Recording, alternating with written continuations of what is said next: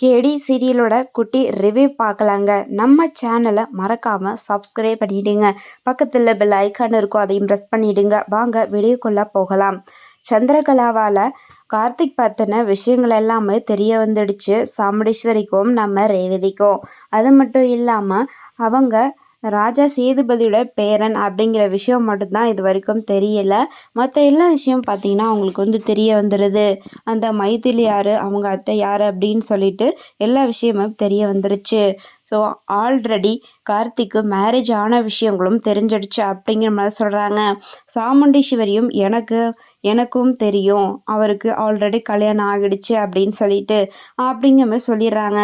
அப்போது தன்னோட அம்மாவே தங்கிட்ட அவருக்கு 2வது கல்யாணம் தான் பண்ணி வைக்க போகிறோம் அப்படிங்கிற விஷயத்த ஏன் நம்மக்கிட்ட இருந்து மறைச்சாங்க அப்படிங்கிற மாதிரி மனசுக்குள்ளே பார்த்திங்கன்னா ரொம்ப ஒரு குற்ற உணர்ச்சியோட அவங்க ஃபீல் பண்ணி அழுதுட்டு இருக்கிறாங்க.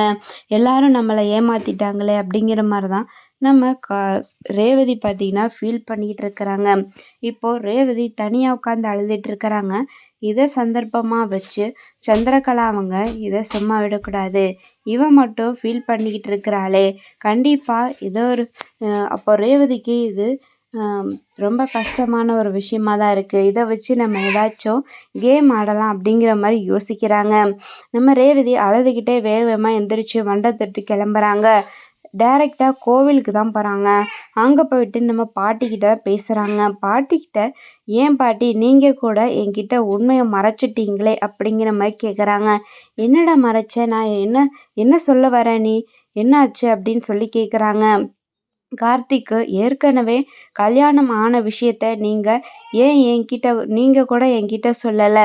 வீட்டில் இருக்க எல்லாருக்குமே தெரிஞ்சிருக்கு, ஆனால் என்ன தவிர அப்படிங்கிற மாதிரி தான் பாட்டிக்கிட்ட சொல்கிறாங்க. பாட்டிக்கு ரொம்பவே ஷாக்கிங்காக இருக்குது.